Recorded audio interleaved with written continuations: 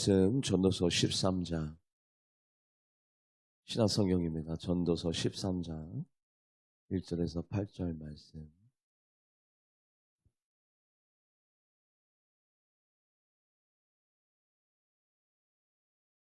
전도서 13장 1절에서 8절 말씀.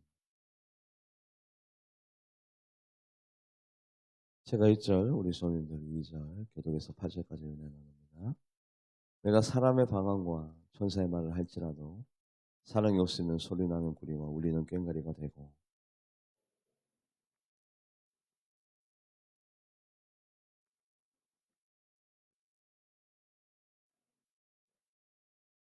내가 내게 있는 모든 것으로 부지하고 또 내 몸을 불사르게 내줄지라도 사랑이 없으면 내게 아무 유익이 없느니라.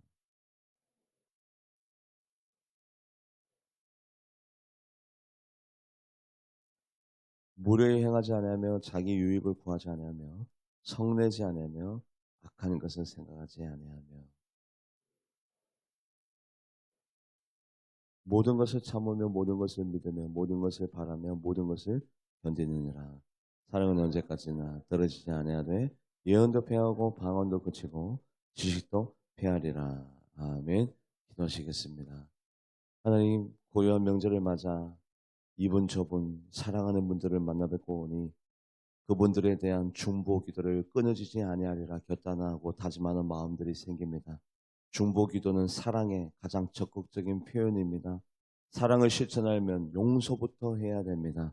하나님, 내가 사랑하는 자들이 내 아내와 남편, 일가 친척, 내 자녀, 내가 하나님께 만나게 해주신 믿음의 권속들을 내가 배척하거나 미워하거나 질시하거나 시기하는 자가 되지 않고 사랑하고 관용하고 용서가 되어지고 하나가 되어지는 데 주력하는 신앙생활인들이 되게 하여 주시옵소서. 감사드리며 살아계신 예수님의 이름으로 간절히 기도하옵나이다.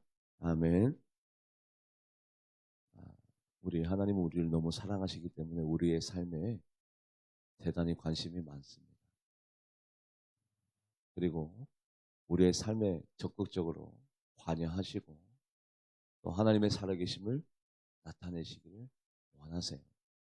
그래서 우리 하나님은 정말 제가 느끼기에도 걸음걸음을 주장하시는구나. 말씀을 읽어볼까요? 잠언 16장 9절.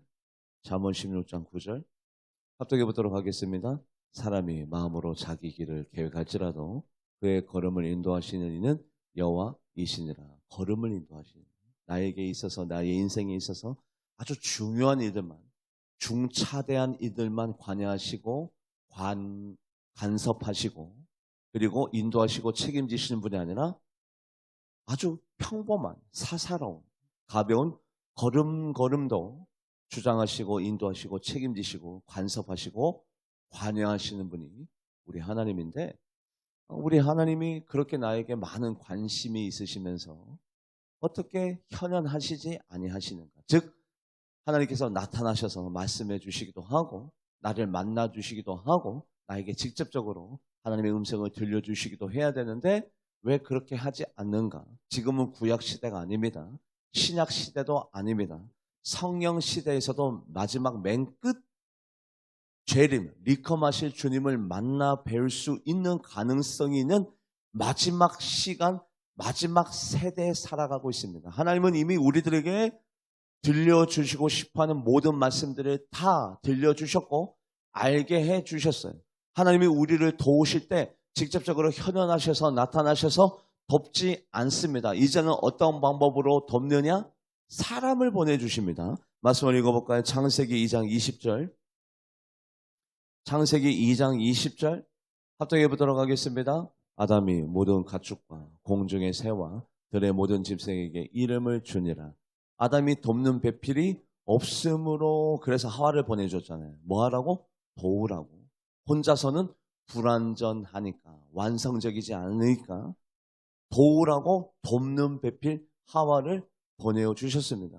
왜 보내주셨을까요? 아담을 사랑하기 때문에 아담의 삶에 관심이 있기 때문에 아담의 삶을 하나님께서 보호하시고 인도하시고 도와주시기 위해서 돕는 배필 하와를 보내주셨고 아담이 하와를 사랑함으로 하와의 존재감이 높아지고 행복감을 누리고 아담 때문에 안정감을 누리라고, 둘이 서로 만나서 윈윈하라고, 더욱더 기뻐해지고 행복해지고 감사해지라고 하나님께서 돕는 배필, 도우라고 사람을 보내주었죠. 오늘날도 마찬가지입니다. 하나님이 직접적으로 내 앞에 나타나셔서 현현하시고 나의 삶을 직접적으로 주관해 주시는 일들도 있지만 거의 대부분은 하나님은 나를 사랑하는 방법을 사람을 보내주어서 사랑하게끔, 그리고 그것이 하나님의 인도고 하나님의 간섭이고 하나님의 도우심이고 하나님의 섭리인 것을 우리는 알아야 되는데, 말씀을 읽어볼까요?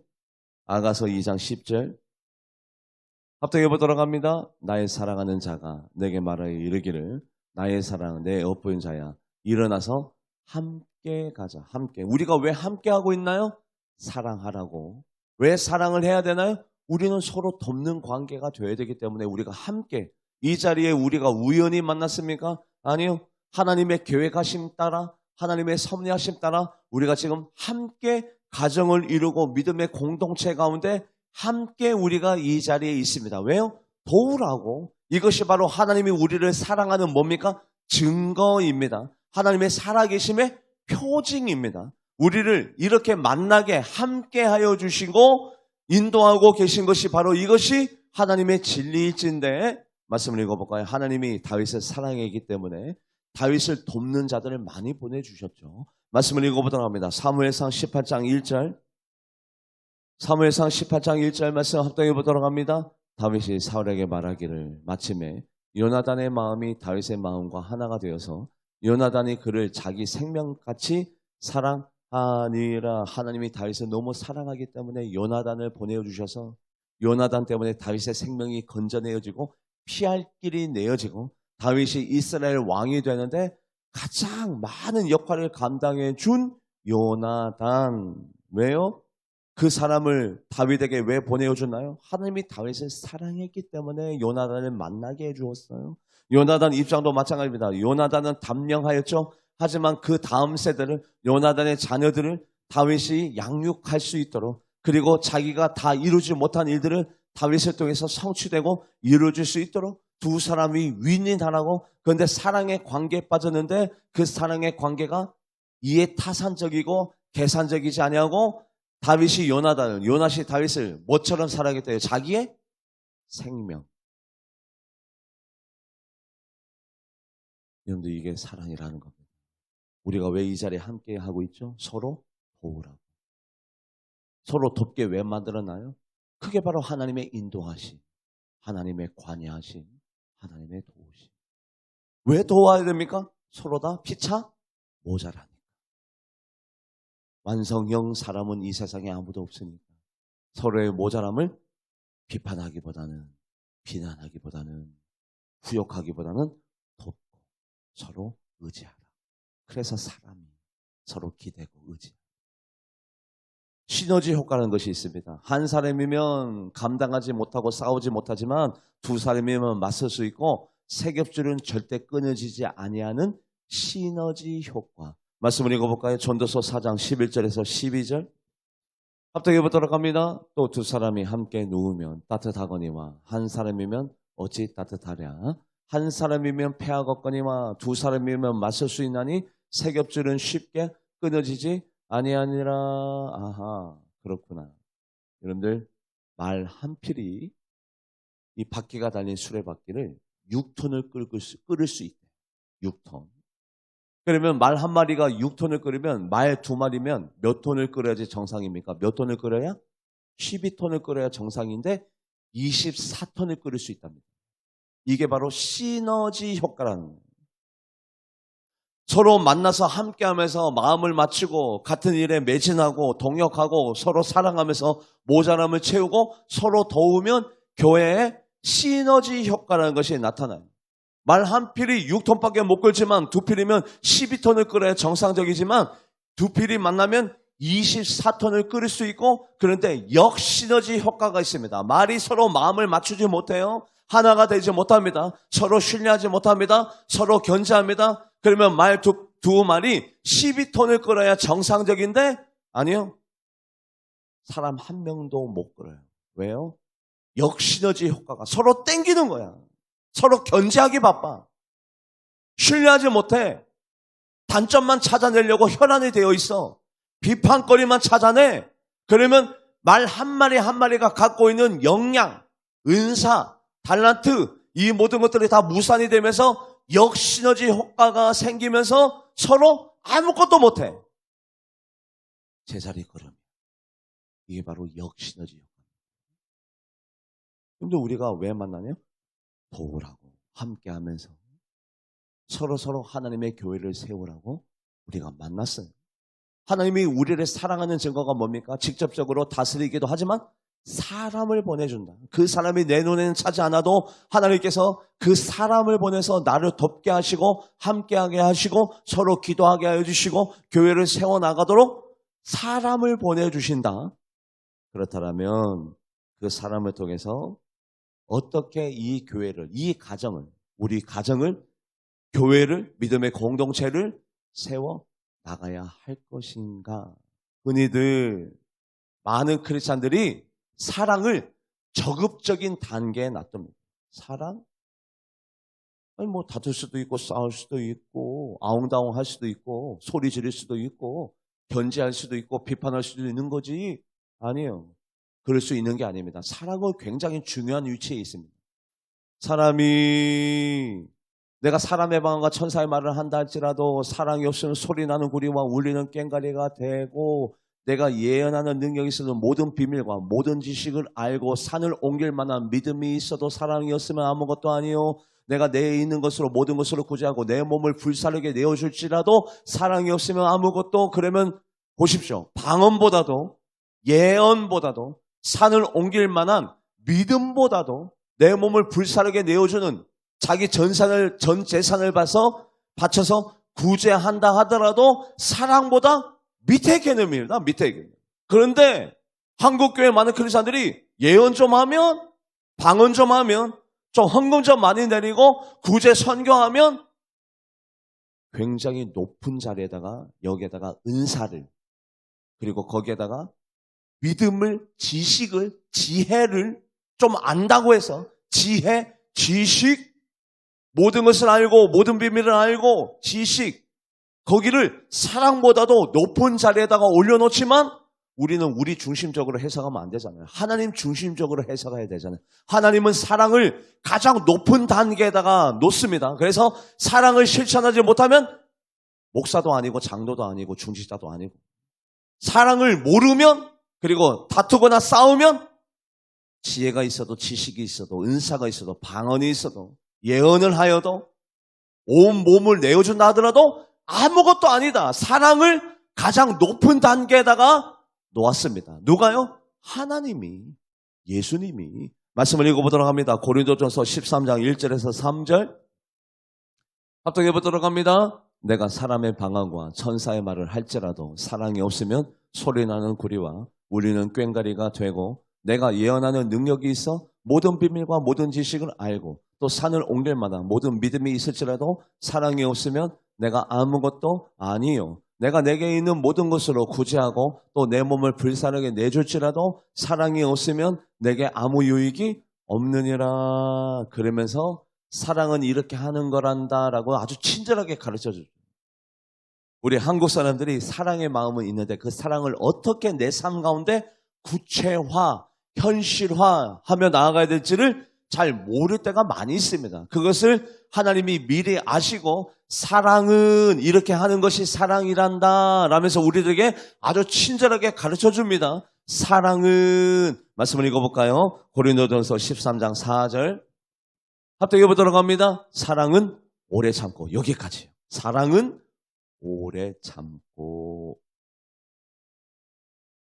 이런 구절 여러분들 이미 다 알고 계시죠? 분을 내어도 죄를 짓지 말고 해가 지도록 분을 품지 말고 분을 내어도 분을 낼 수 있단 말이에요. 사람인지라. 사람은 다 감정을 갖고 있습니다. 슬픔, 아픔, 성냄, 노여움, 안타까움, 공포, 두려움, 떨림 다 가지고 있어요. 그래서 화를 낼 수도 있다고 생각합니다. 누구든지 간에 분을 내어도 하지만 그 분 때문에 죄를 짓지 말아야죠. 다툴 수 있어요. 싸울 수 있어요. 성낼 수 있어요. 하지만 분을 내어도 죄를 짓지 말고 해가 지도록 분을 품지 말고 사랑은 오래 참고 오래 참으려면 그 사람에 대해서 어떤 마음을 가져야 됩니까? 희망적인 마음을 가져야 됩니다. 소망적인 마음을 가져야 됩니다. 어떤 사람에 대해서 오래 참으려면 이제는 달라지셨겠지. 이제는 말씀을 잘 지키시겠지. 이제는 거듭나셨겠지. 내 아내가 이 말을 던졌지만 내 아내 앞으로는 이 말을 하지 않겠지. 내 남편이 나에게 상처를 주었지만 내 사랑하는 남편이 앞으로는 나에게 이런 상처된 일을 만들지 않겠지. 내 부모님이 나의 기대를 저버렸지만 우리 부모님이 나의 기대에 부응하시겠지라고 끊임없는 소망과 희망을 가져야 오래 참을 수 있는 거예요.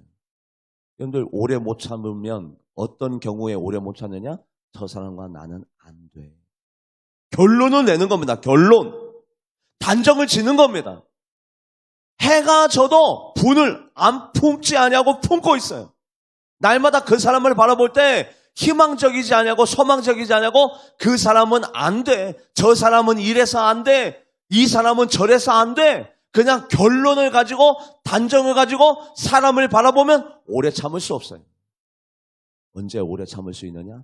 희망을 가질 때, 소망을 가질 때. 내 아내 이제는 이런 말을 안 할 거야. 내 남편 저분 달라졌겠지. 십자가 아래 회개하셨겠지. 거듭나셨겠지. 두 번 다시 그런 마음을 품지 않으시겠지라고 끊임없이 소망과 희망을 언제마다 가져야 됩니까? 언제마다? 해가 뜰 때마다. 왜요? 분을 내어도 죄를 짓지 말고 해가 지도록 분을 품지 말고. 그래서 저녁 주무시기 전에는 그 사람에 대한 결론과 그 사람에 대한 단정을 다 지워버리고 새날이 다가올 때 그 사람에 대해서 새로운 희망과 새로운 소망을 품기를 주님의 이름으로 간절히 바랍니다. 그래야 오래 참을 수 있어요. 아이 달라지셨겠지. 새로워지셨겠지. 회개하셨겠지. 이제는 안 하시겠지. 남편에게도 아내에게도 똑같이요. 그래야 오래 참을 수 있어요. 그것이 실천되지 않으면 저 사람 여전해. 달라지지 않아. 변하지 않아. 똑같아. 그러면 어떻게 그 사람을 용서할 수 있습니까? 희망이 없는데.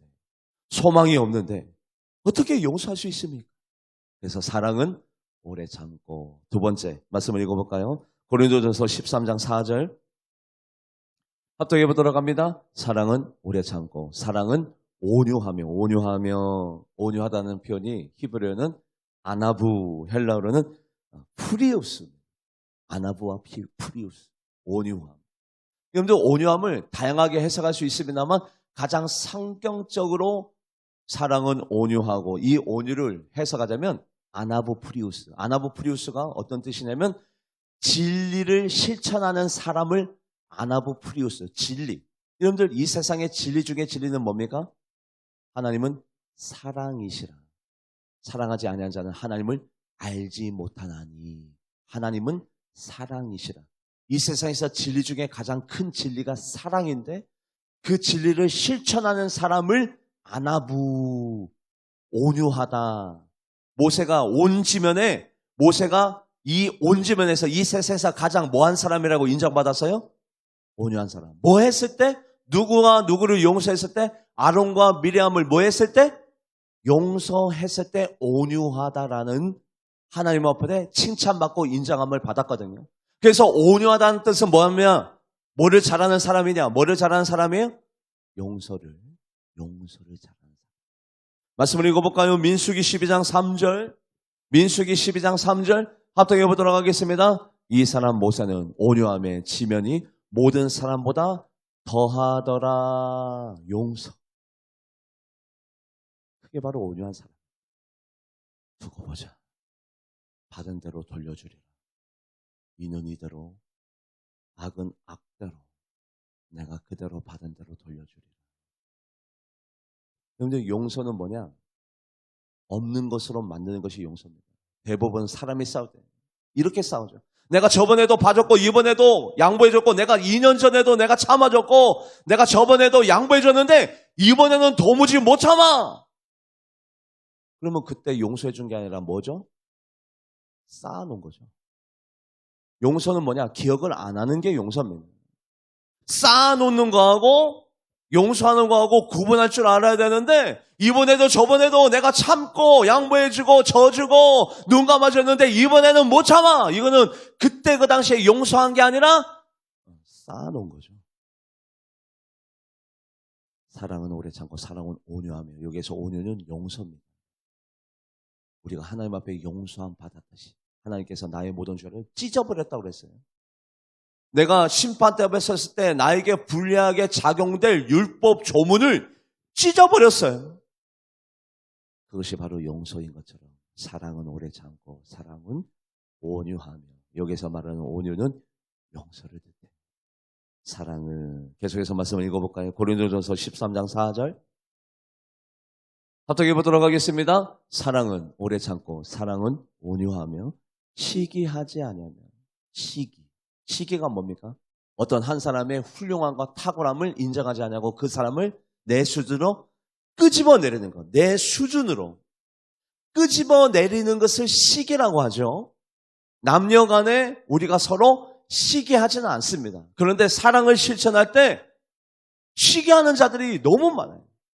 사랑의 시기는 뭐냐면 어떤 사람의 탁월함과 훌륭함을 인정하지 아니하고 자기 수준으로 끄집어내리는 거. 그래서 내 판단, 내 생각, 나의 기준에 네가 맞춰라. 내가 변화될 생각은 전혀 없어. 내가 바뀔 생각, 내가 맞춰줄 생각, 내가 양보할 생각은 전혀 없고 내 중심적으로 네가 달라져라. 끄집어내리는 거예요. 그래서 내 생각에 네가 맞춰라. 내 판단에 네가 맞춰라. 내 기준에 네가 맞춰라. 네가 달라져야지. 네가 변화돼야지. 네가 새로워져야지. 내 모든 것에 네가 맞춰라. 이거를 시기라고 하는 겁니다. 사랑의 시기. 사랑의 시기 할 때 보통 어떤 언어를 자주 내뱉으냐면 네가 달라져. 네가 변화돼. 내 생각이 맞아. 네 생각을 바꿔. 네가 달라지면 다 돼. 이게 사랑의 시기라는 거예요. 끄집어내리는 거예요. 나는 맞춰줄 생각이 전혀 없어. 내가 조화와 하모니를 위해서, 앙상블을 위해서 내가 조금 양보해주고 내가 조금 달라지고 내가 참아주고 내가 뒤로 후퇴해주고 내가 변화되고 내가 상대방을 위해서 맞춰줄 생각이 전혀 없이 끄집어내려서 내 기준에, 내 판단에, 내 생각에 네가 달라져라, 네가 변화되라. 이게 사랑의 시기라고 하는 겁니다. 근데 사랑은 시기하지 아니하며 내가 내 아내를 위해서 맞춰줘야지. 내가 조금 생각을 달리 해야지. 내가 변화돼야지. 내가 조화를 위해, 앙상블을 위해, 하모니를 위해, 어우러짐을 위해서 내 생각을 조금 버리고 내가 양보할 거 양보하고 내가 져줄 거 져주고 내가 저 사람을 위해서 변화돼야지. 내가 좀 달라져야지. 내가 좀 바뀌어야지. 이게 바로 시기하지 아니하는 거예요. 사랑은 오래 참고 사랑은 온유하며 사랑은 시기하지 아니하며. 계속해서 사랑을 어떻게 우리의 삶 가운데 실천하며 나아가는지 말씀을 읽어볼까요? 고린도전서 13장 4절 고린도전서 13장 4절 합독해 보도록 하겠습니다. 사랑은 오래 참고 사랑은 온유하며 시기하지 아니하며 사랑은 자랑하지 아니하며 자랑하지 아니하며. 여러분들 목사님들도 다 잘하는 구석이 다 다릅니다. 어떤 목사님은 말씀을 참 잘 전하시고 어떤 목사님은 찬양 인도를 잘, 어떤 목사님은 상담을 참 잘, 어떤 목사님은 행정을 참 잘, 어떤 목사님은 신방을, 어떤 목사님은 참 사랑이 많으시고 어떤 목사님은 기도를 참 많이 하세요. 어떤 목사님은 선교에 다 잘하는 점이 다 달라. 모든 것을 다 잘하는 목사님은 이 세상에 없어요. 다 잘하는 점이 다 달라. 장로님들도 순종 잘하는 장로님, 물질 가지고 잘 섬기는 장로님, 어떤 장로님은 기도를 참 많이 하시고 어떤 장로님은 교회를 참 많이 사랑하시고 어떤 장로님은 참 사랑이 많으시고 어떤 다 잘하는 점이 다 달라. 아내 잘하는 점, 남편 잘하는 점이 다 달라. 그런데 자랑하지 않으면 뭡니까? 나는 잘하는데 너는 왜 못하냐 이거예요. 아니 이거 충분히 쉬운 일이잖아. 어려운 일이 아니잖아. 아니 교회 행정을 왜 저렇게 해? 아니 요리를 왜 이렇게 해? 운전을 왜 이렇게 해? 아니 청소를 왜 이렇게 해? 아니, 왜 말씀을 왜 저렇게 전할까? 아니, 구역자님이 왜 저런 판단을 내릴까? 여러분들 다 잘하는 분야가 다 달라요. 못하는 부분이 다 있어요. 그런데 내가 그 분야를 잘한다고 해서 상대방에게 나는 잘하는데 너는 왜 못하냐라고 얘기하는 것은 자랑이 아니라는 거예요. 사랑이 아니고 자랑도 아니에요. 사랑은 자랑하지 않아요. 그 말은 뭐냐면 이 분야는 내가 잘하니까 당신은 못해도 돼. 아니에요. 내가 대신 잘하잖아. 이 분야는 자랑하지 아니하고 상대방의 단점을 내가 커버해 주는 거예요. 못할 수 있어요. 여러분들 목사님 한번 모셔볼까요? 부목사님? 그 부목사님이 다 잘해야 됩니까? 아니요. 한두 분야만 잘하면 되는 거예요. 모든 것이 다 잘하는 목사님이 이 세상에 없어. 그러면 제가 담임 목사로서 그 부목사에게 내가 잘하는 점이 있는데 부목사야 너 왜 그거 못하냐? 답답하네. 왜 이런 사람이 우리 교회에 왔을까? 이 사람을 왜 청빙했을까? 이러고 있으면 그 담임 목사님이 온전한 목사예요. 어떻게 다 잘해? 그리고 내가 잘하는 것을 왜 강요를 해? 사람마다 다 잘하는 구석이 다 다른데 그래서 사랑은 자랑하지 않아요. 같이 살다 보면 답답한 적이 참 많죠. 아니 왜 이거 못하냐? 그것을 내가 잘하는 건 이유는 있습니다. 왜 잘해요? 그 사람이 못하기 때문에 내가 잘하는 겁니다. 그 사람이 못하고 내가 잘하기 때문에 서로 만나게 해주셨어요. 하나님. 못하니까 대신 내가 잘하면 되잖아. 목사가 못하는 것을 장로님이 못하는 것을 권사님이 못하는 것을 또 목사님이 다 잘하는 분야가 다 달라. 그것을 어우러져서 하나가 되어지면 시너지 효과가 나오는 겁니다. 시너지 효과라는 게. 그런데 자랑하는 사람. 나는 잘하는데 당신은 왜 못합니까? 이 답답한 사람아. 이 못난 사람아. 그래서 진정한 사랑은 자랑하지 않는 거예요. 그게 사랑이라는 거예요. 대부분 내가 잘하는 점은 나는 다른 사람이 못하면 답답해요. 안타까워하는 것이 아니라 내가 잘하면 되지라고 서로 상호작용적으로 생각하는 것이 아니라 내가 잘하는 점을 어떤 사람이 못하면 정말 답답해. 심지어는 미워하기까지도 합니다. 못하는 것이 죄입니까? 못하는 것이 죄예요. 사랑은 자랑하지 아니하며. 계속해서 말씀을 읽어볼까요? 고린도전서 13장 4절. 고린도전서 13장 4절. 합독해 보도록 합니다. 사랑은 오래 참고 사랑은 온유하며 시기하지 아니하며 사랑은 자랑하지 아니하며 교만하지 아니하며. 교만이 뭡니까? 우월주의. 나는 당신보다 낫습니다. 우월주의. 그리고 교만한 사람은 가만히 있지 않습니다. 항상 말을 뱉죠. 어떤 말? 비판의 말. 아, 참 못하네. 왜 저렇게 해? 비판하고 정죄하고 점수 매기고 판단하고. 사랑은 교만하지 않아요. 여러분들 아내와 남편 서로 살아가고 있는데 여러분들 이런 마음으로 살아가야 되잖아요. 어떤 마음? 아, 참 나 만나서 많이 고생하네. 다른 사람 만났으면 더 행복했을 텐데. 미안하다. 그리고 나랑 살아줘서 고맙다. 성공. 아, 전 목사님 우리 교회 오셔서 고생하네. 참 미안해. 안쓰러워. 목사님 손님을 바라보면서 더 기도해드려야 되는데 늘 송구하고 죄송하고 안쓰러워. 근데 교만한 자들은 우월의식. 아유, 내가 어쩌다가 이런 아내를 만났을까? 아유, 어쩌다가 이런 아내. 그래도 살아줘야지.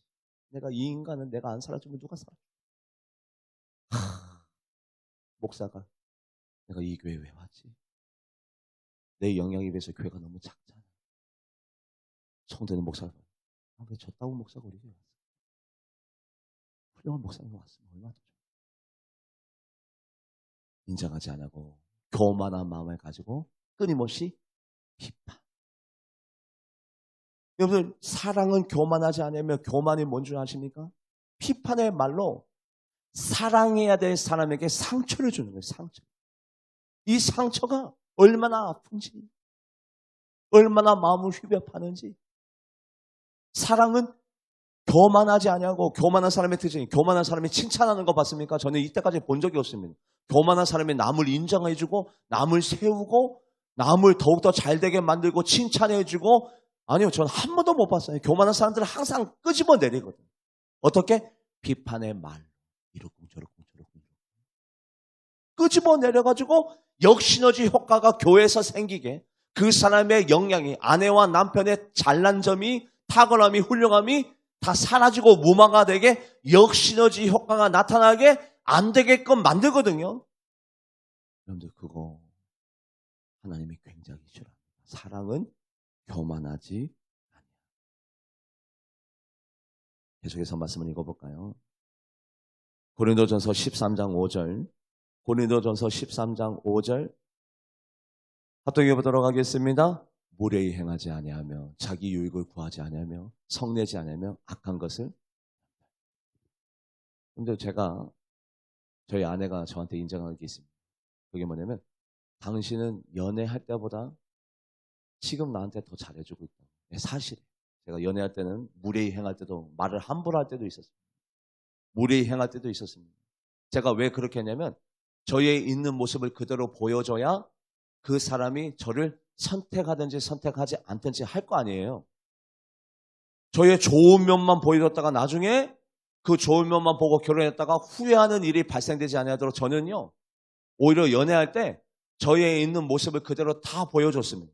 안 좋은 모습, 이상한 모습, 혐오스러운 모습 있는 대로 다 보여주고 선택하게끔 했어요.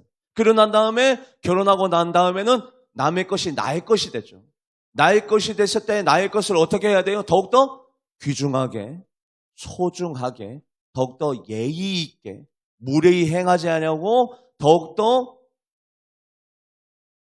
그게 바로 사랑 아닙니까?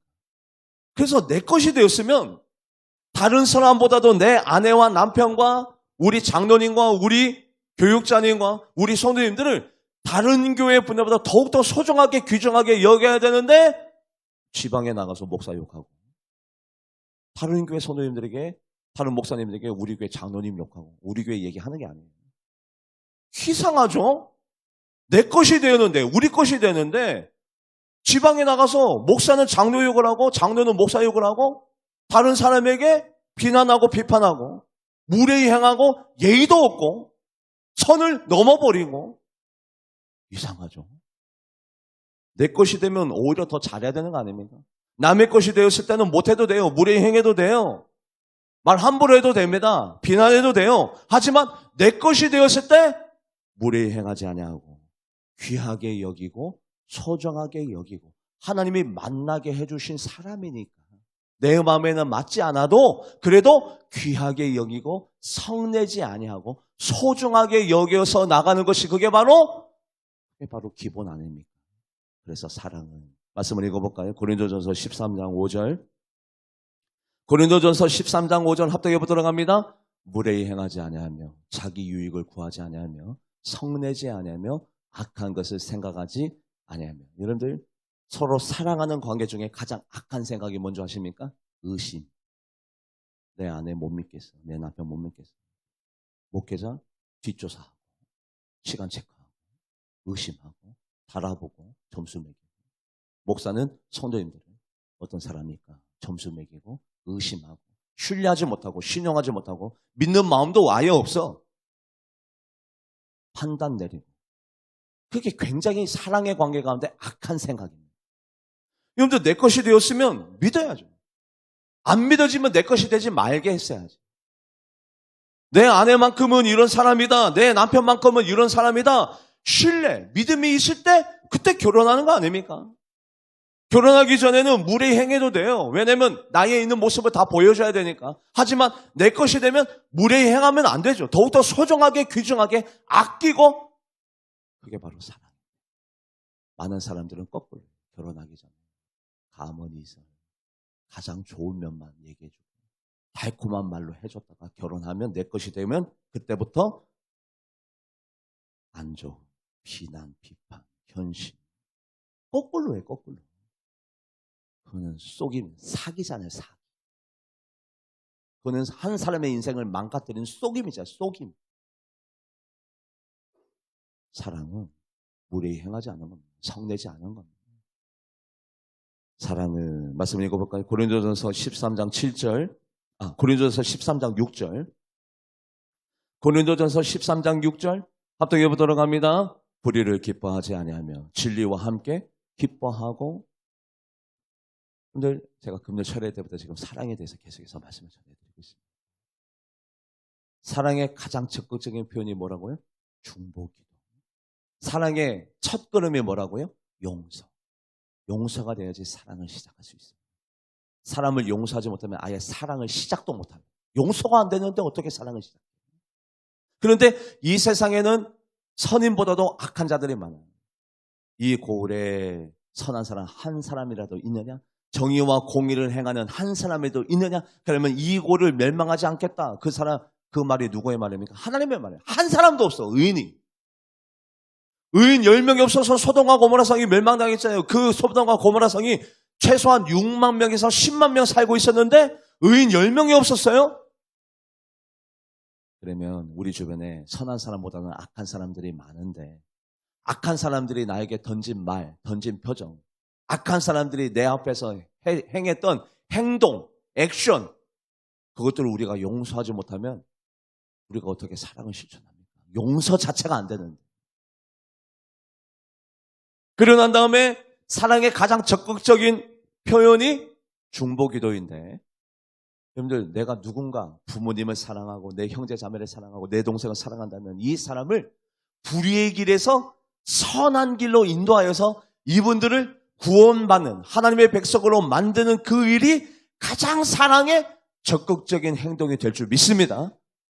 불의의 길에서 선한 길로, 멸망의 길에서 구원의 길로, 지옥의 길에서 천국의 길로 만드는 일, 그것이 가장 사랑의 적극적인 표현이. 그래서 중보기도가 필요하다라고 금요 철회 예배 때 말씀드렸어요. 금요 철회 예배, 여러분들 한번 기억해 보세요. 사단의 계책이 뭡니까? 사탄이 우리가 목사가 목사되지 못하게, 장로가 장로되지 못하게, 중직자가 중직되지 못하게 가장 많이 쓰는 계책이 뭐라고요? 서로 뭐하게 만든다고요? 다툼, 싸움, 시기, 미움. 그게 사단의 계책이다. 사단이 그리스도인들을 망가뜨리는 가장 최고의 무기가 미움입니다. 미움. 여러분들 우리 말씀을 다 찾아드렸잖아요. 금요 철회 예배 때 사단의 계책. 그래서 누군가를 사랑한다면 그 불의한 길에서 진리의 길로 끊임없이 중보기도로 그분들을 인도해내는 것이 그게 진짜 사랑이 아니냐. 말씀을 읽어볼까요? 고린도전서 13장 6절 합독해 보도록 합니다. 불의를 기뻐하지 아니하며 진리와 함께. 아니, 여전히 예수님을 안 믿고 있는데 어떻게 그 사람들을 우리가 마음 놓고 잘하고 있어. 내 자녀가 교회도 안 다니고 있는데 직장생활 뭐 삼성, LG 그런 데 다니면 뭐예요? 예수님을 안 믿고 있는데 그게 불의와 함께 기뻐할 일입니까? 내 사랑하는 부모, 형제, 내 사랑하는 사람들이 이 주님을 아직 못 믿고 있는데, 부정하고 있는데, 죄 가운데 있는데 그게 불의와 기뻐할 일입니까? 아니라는 거죠. 세상의 기준에서 하나님의 기준으로 돼서 아무리 성공하고 형통한다 하더라도 주님을 모른다면 슬퍼해야 될 일이에요. 기뻐할 일이 아니라고. 그런데 세상의 기준으로 좋은 직장 다니고 잘 먹고 잘 살고 있으면 예수님을 안 믿고 있어도 불의와 함께 기뻐하는 것. 그게 바로 사랑의 실천이 아니라는 거예요. 진정한 사랑은 그들을 진리의 길로, 구원의 길로, 생명의 길로 인도해내는 것이 그게 사랑이다. 그래서 금요 철회 예배 때 여러분들과 말씀을 많이 나누었습니다. 그래서 진리와 함께 기뻐하고, 고린도전서 13장 7절 말씀, 고린도전서 13장 7절 합독해 보도록 합니다. 모든 것을 참으며, 모든 것을 믿으며, 모든 것을 바라며, 모든 것을 견디느니라. 모든 것은 무조건. 제가 기도원에서 목회하기 전에 장기간 금식 기도하다가 제가 성령님을 경험한 적이 있습니다. 그 성령님이 저에게 찾아와 주셔서 안수를 해주셨는데 그때 성령님의 말씀을 제가 귀로 들은 적이 있습니다. 사랑의 은사가 임합니다. 사랑의 은사가 임합니다. 제가 그때부터, 제가 우리 교회 오기 전부터 바울교회 성도님들을 섬길 때 저에게 잘하시든 못하시든, 칭찬하시든 후욕하시든, 저에게 순종하시든 불순종하시든, 저를 존경하시든 저를 미워하시든 그 모든 조건에서 뛰어나서, 넘어나서, 그리고 그 모든 조건에서 초월해서 공평적으로, 무조건적으로 성도님들을 사랑하고, 그래서 잘하시든 못하시든, 불순종하시든 순종하시든, 저를 사랑하시든 미워하시든 그 모든 조건을 초월하여서 나는 무조건적으로 성도님들을 사랑하기로 결론을 내었습니다. 바울교회 있을 때부터. 그래서 성도님들을 차별하지 않았어요. 몰라서? 아니요. 착각해서? 아니요. 알면서도 차별하지 않았어요. 단 한 번, 단 한 사람 공평하게 똑같이 조건을 초월해서. 그게 사랑이라는 것을 알고 있기 때문에 조건을 초월해서. 근데 많은 사람들은 조건을 따라요. 사랑. 특별히 청년분들. 이 남자가 나에게 잘해주기 때문에 나는 이 사람과 결혼할까? 그거 조건입니다. 안 잘해주면 어떡할 거예요? 이 여자가 아름답기 때문에 여러분들 여자 30대 넘으면 다 그 사람이 그 사람인데요? 아닌가요? 그렇던데. 다 이쁘나 고우나 다 똑같아져요. 이제 시간이 지나면. 그러면 아름답기 때문에 이 여자를 선택했는데 그 아름다움이 유지가 안 되면 버릴 겁니까? 이 남자가 능력이 있어서 좋은 직장을 가지고 있기 때문에 결혼했는데 그 조건 때문에 결혼했는데 그러면 이 남자가 돈을 안 벌어다 주거나 그 좋은 조건을 그 좋은 직장을 상실하고 잃어버리면 이 남자를 싫어할 겁니까? 미워할 겁니까? 이거는 조건을 보고 결혼하는 거잖아요. 사랑은 모든 것을 참으며 모든 것을 믿으며 모든 것을 바라며 모든 것을 견디는 예외가 없이 조건이 없이 모든 것을 포용하는 것이 사랑이라고 하는데 우리 하나님이 우리를 무조건적으로 사랑했잖아요. 우리가 하나님의 말씀대로 살 때만 하나님께서 우리를 사랑하셨나요? 우리가 죄를 지으면 하나님이 우리를 버리셨나요? 우리가 하나님의 말씀대로 살지 아니하면 하나님은 우리를 멀리하셨나요? 아니거든요. 하나님은 우리를 무조건적으로 사랑하셨습니다. 우리가 자녀를 바라볼 때도 우리 자녀가 내가 생각하는 10등 안에 들 때, 내 말을 잘 들을 때, 내 말에 순종할 때만 우리가 자녀를 사랑하는 아니잖아요. 속을 새길 때도 내 말을 듣지 않을 때도 싸가지 없이 대할 때도 대들 때도 거역할 때도 자녀이기 때문에 우리가 변함없이 그 자녀들을 사랑하는 것처럼 조건을 뛰어넘어서 무조건적으로 사랑하는 것처럼 사랑은 조건을 뛰어넘는 것이다. 제가 만약에 사람을 차별하고 이 사람은 나에게 잘해주기 때문에 내가 사랑하고 저 사람은 나에게 불순종하기 때문에 저 사람을 멀리한다면 저 지옥 갑니다. 조건적으로 성도를 대해요? 지옥 가요. 여러분들도 마찬가지입니다. 사랑을 실천할 때 내 조건에 맞는 사람들만 사랑한다면 도대체 누구를 사랑할 수가 있겠단 말입니까? 그 조건이 날마다 변할 터인데 그 조건이 유지가 안 될 터인데 그 조건이 충족되지 않으면 미워할 겁니까? 그 조건이 충족되지 않으면 다툴 겁니까? 싸울 겁니까? 사랑은 모든 것을 그래서 은사보다도 믿음보다도 돈, 구제보다도 선교보다도 모든 것을 알고 모든 비밀을 아는 지혜보다도 지식보다도 가장 중요한 사랑.